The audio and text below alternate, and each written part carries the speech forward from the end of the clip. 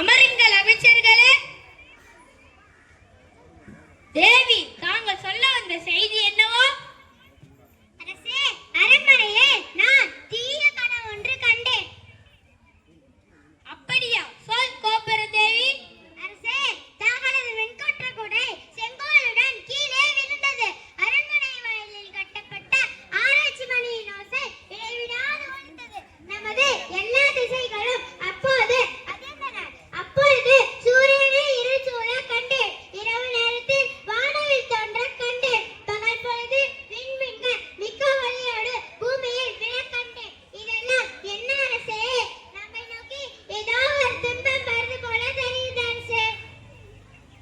அப்படியா? பயம் வேண்டாம் தேவி.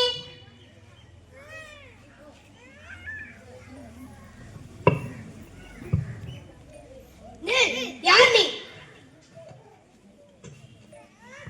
வாயில் காவலனே, வாயில் காவலனே, நீதி தவற கொடுங்கோல் மன்னனே, வாயில் காவலனே, கணவனை இழந்த பெண் ஒருத்தி கையில் ஒரு தனி சிலம்புடன் உன்னை காண வந்திருக்கிறாள் என்று உன் மன்னனிடம் போய் சொல். பாடியன் கொற்கை மன்னா வாலியன், தென்னம்பருப்பின் தலைவா வாலியன், செல்லியனே வாலியன், தென்னவனே வாலியன், பழி வருவதற்கு காரணமான நெறியில் செல்லாத பஞ்சவனே நீ வாழ்வாயாக. தங்களிடம் சொல்வதற்கு ஒரு செய்தி உள்ளது மன்னா. என்ன செய்தி?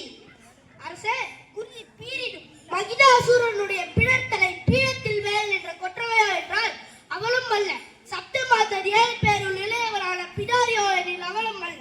இறைவனை நடனமான கண்டோரிய பத்திரகாளியோ எனில் அவளும் அல்ல. பாடி நிறக்கடவுளான காடியோ எனில் அவளும் அல்ல. தார்கன் என்ற அசுரனின் அகன்றமானாய் பிறந்த துர்க்கையும் அல்ல. உள்ளத்திலே மிகவும் சினம் கொண்டவள் போல் தோன்றுகின்றாள். அழகிய வேலைப்பாடம் வைத்த பொன் சிலம்பு ஒன்று கையிலே பிடித்துள்ளார். கணவனை இழந்தவளாம் நம் அரண்மனை வாயிலுள் உள்ளார் அரசே. யார் இந்த பெண்? உடனே அழைத்து வாருங்கள். நீர்வழகும் கண்களுடன் வந்திருக்கும் நீ யார்? தேராமன்னா, செப்பவருடைய எல்லா சிறப்பை நினைவர் வியப்ப, புல்லவர் புன்கண் தீர்த்தோன் அன்றையும் வாயில் கடைமணி நடுநடுங்க, ஆழ்வின் கடைமணி குளிர் நெஞ்சில் சுடத்தான், தன் அரும்பல புதர்கடை ஆழியில் மடித்தோன் பெரும்பேர் புகாரன் பதியன், ஆராய்ந்தறின் நீதி வழங்காத மன்னனே, ஒரு புறாவின் துன்பத்தை போக்குவதற்காக தன் தொடைய தசையை அறுத்து கொடுத்த சிபி மன்னனும், பசுவின் துயரெழுந்த தன் ஒப்பற்ற மகனை தேசக்கருத்தில் கொன்ற மணிமீறி சோழனும், வந்த பெரும்புகழுடைய புகார் நகரமே யான் பிரிந்த ஊர். சோழ சாம்ராஜ்யத்திற்கே பெருங்கோல் கொடுக்கும் மாசாத்துவானின் மருமகள். முத்து விழுகின்ற முக்கடல் சூழ்ந்து இருக்கின்ற தென்னகத்தில் மூவரசு கொட்டி உச்சங்கமலத்து முக்குடை நிலையிலே முத்தமிழை காப்பாற்றும் மூவேத பரம்பரைக்கு தேடி விளைவிக்க வந்த மன்னனை, உனது கொடுங்கோல் அளித்த அவசர தீர்ப்புக்கு ஆளாகி கொலை உண்ட கோல் மனைவி கண்ணகி நாதம் அறிந்திடுங்கள் அரசே.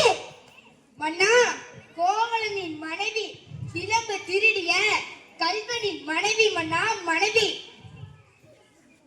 கோவலனா? பெண்ணே, கல்வனை கொள்வது செங்கோல் முறைமைக்கும் வேண்டதாகும். முறை தவறாத அரசு நீதியே ஆகும் அம்மா. ஓ, இப்போது புரிகிறது. அந்த கோவலனின் மனைவியானே சிலம்பு திருடிய கல்வனின் மனைவியானே. போதும் போதும், யாகாவராயினும் நாகாக்க மன்னா நாகாக்க. நீதியின் இலக்கணம் ஒருக்கும் நெடுச்சலைய பாண்டியனே, மத நாட்டில் எதற்கு பெயர் நீதி? நல்லார் வகுத்ததோ நீதி? அல்ல அல்ல, வல்லார் வகுத்ததே நீதி. கொற்றவனை எண்ணிப்பார், குணமண்டபத்தில் விசாரிக்க வேண்டிய வழக்கு கோவில் மண்டபத்திலே முடிந்து விட்டதே. சிந்தியுங்கள், நன்றாக